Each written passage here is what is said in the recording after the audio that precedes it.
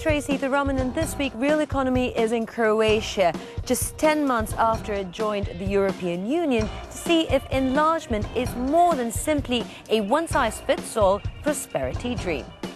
On the show, we speak to the governor of the Croatian National Bank and ask if EU membership is changing anything in the country's battle against tough economic headwinds. We'll look at data and opinions on the ground to see if membership is morphing economic mindsets. And we'll look at evolving relationships in a historically fraught region through the eyes of Serbia, which is a candidate for EU membership. Before we get into the economics of enlargement, let's get you a crash course on the evolution of the European Union to its 28 members today. In 1957, Belgium, France, Italy, Luxembourg, the Netherlands and what was then West Germany created the European Economic Community.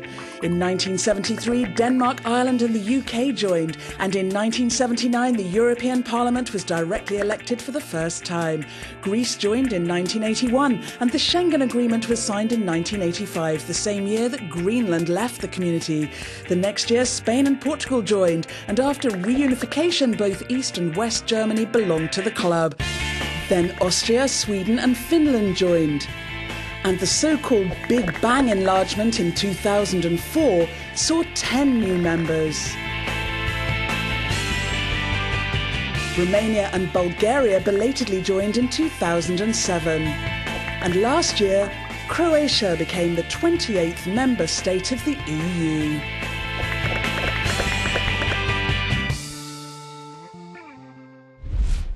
Croatia, by all accounts, is just a 10-month-old baby of the European Union. In its fifth year of recession, unemployment is rising, inflation is falling thanks to weak domestic demand, its public and private sectors are flagging, so the overall picture isn't one of immediate economic benefits, but this is a country looking at membership as a long-term way to try and move on from the wars of the 1990s to shared economic development, as Gianni Maggi discovers.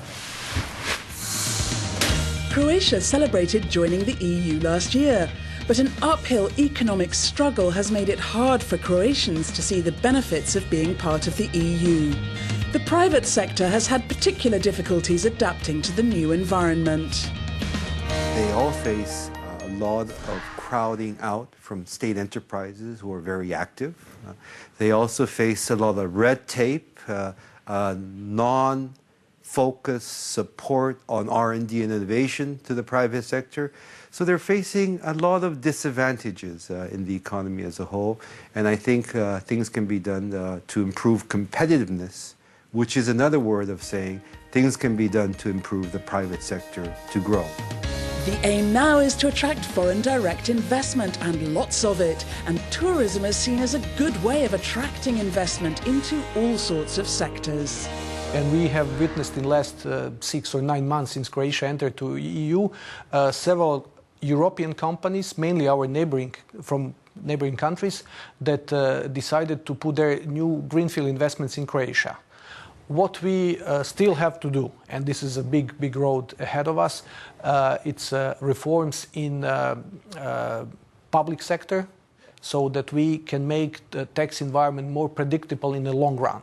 By joining the European Union, Croatia has 7 times more access to European funds. This is potentially €1.5 billion per year, the equivalent to plus 2% of GDP until 2020.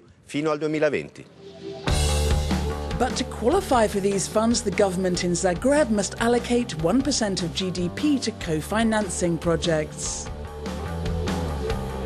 I believe that it requires a reduction in fiscal expenditures to absorb the EU structural cohesion funds. Increasing competitiveness and economic growth are the main challenges facing the economy.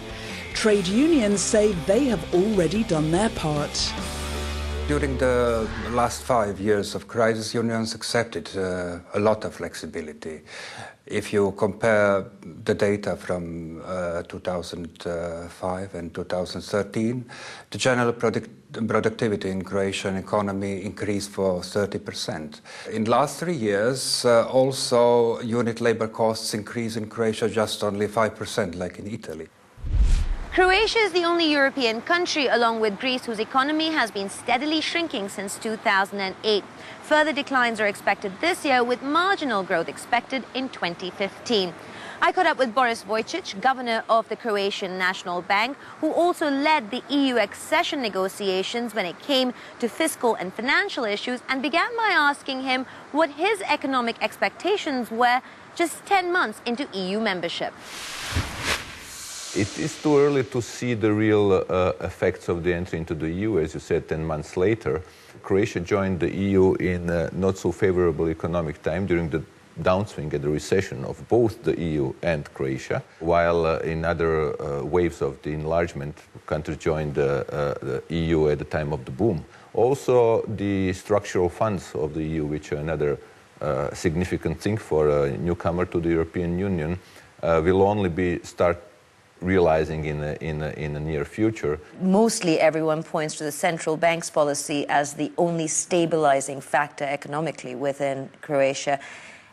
Do you think that's a detriment? It's very important that the banking system is stable and well capitalized in this moment, because that gives that banking system possibility to extend credit to the corporate sector, which is needed in order to create the jobs. What I think needs to be done are structural reforms in improving the business climate, so the regulation of the product market, of the services market, labor market, and that will then create a setup where you can see more FDIs flowing in, not only in the financial sector, but in the, let's say, export-oriented part of the economy.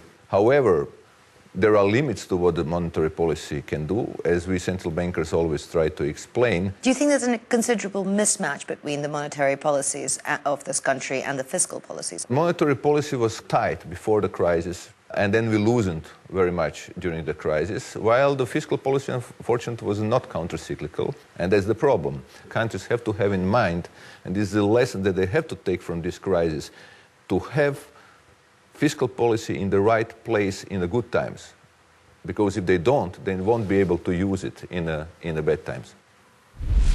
We'll continue our conversation with Governor Vojčić in a bit, but let's also focus on another Balkan country that's waiting in the wings for EU membership. Serbia officially began accession talks at the start of this year, and what they have to do in terms of structural reform is pretty big. Everything from economic governance to regional cooperation and reconciliation. A tall order, as Gianni Maggi finds, for a country scarred but still retaining its sense of humour. How Serbia and Europe see each other has become the butt of Serbian cartoonists' wit.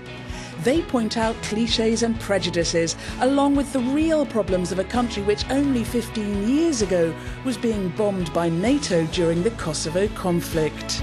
Agreements aimed at starting negotiations for Serbia to join the EU were made last April in Brussels. Belgrade still does not recognise Kosovo's independence, but relations with Pristina have been normalised. Accession negotiations are divided into 35 chapters representing areas of EU law. To date, the initial screening phase for about half of these chapters has been completed or is in progress, to be followed by the verification that necessary reforms have been implemented. Among the chapters considered the most sensitive are those relating to judicial and fundamental rights, freedom and security, and financial control.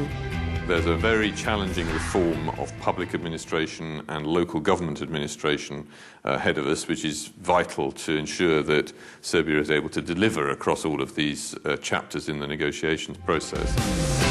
Since the economic crisis, EU community institutions have taken a more rigorous approach to the criteria required to join the EU.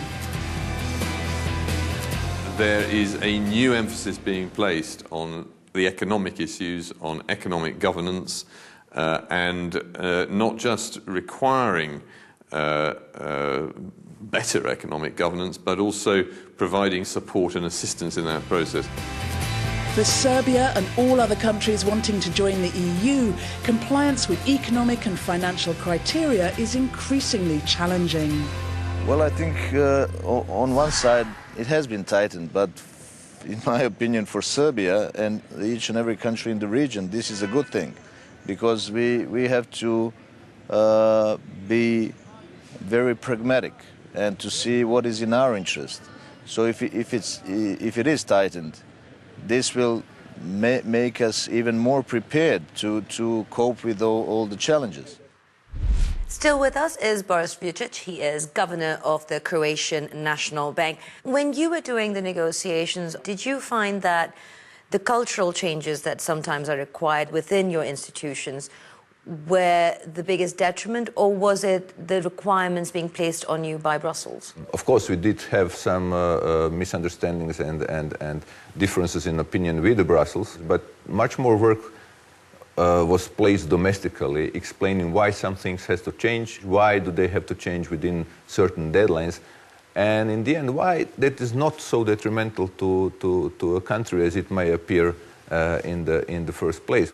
Do you believe you did the right thing by moving towards the European Union? We didn't have in Croatia any valid alternative than to join the European Union. So it's very clear that if you're a small, open country on the border of a large European Union, that it makes sense. And I think that the countries, other candidate countries at the moment, pretty much have the same logic. Is there any downside? It's not that we woke up on the 1st of July of 2013 and suddenly the life got much better. No. If you look at the European Union, you'll find now 28 countries which are in a very different conditions. Within the Eurozone countries, as you can see, there are such a huge differences between the countries which are within the same European Union and within the same framework of monetary policy. That tells you that actually European Union leaves a lot of things up to the national sovereignty, and every country has to decide itself what it wants to do and how it wants to look like in the European Union.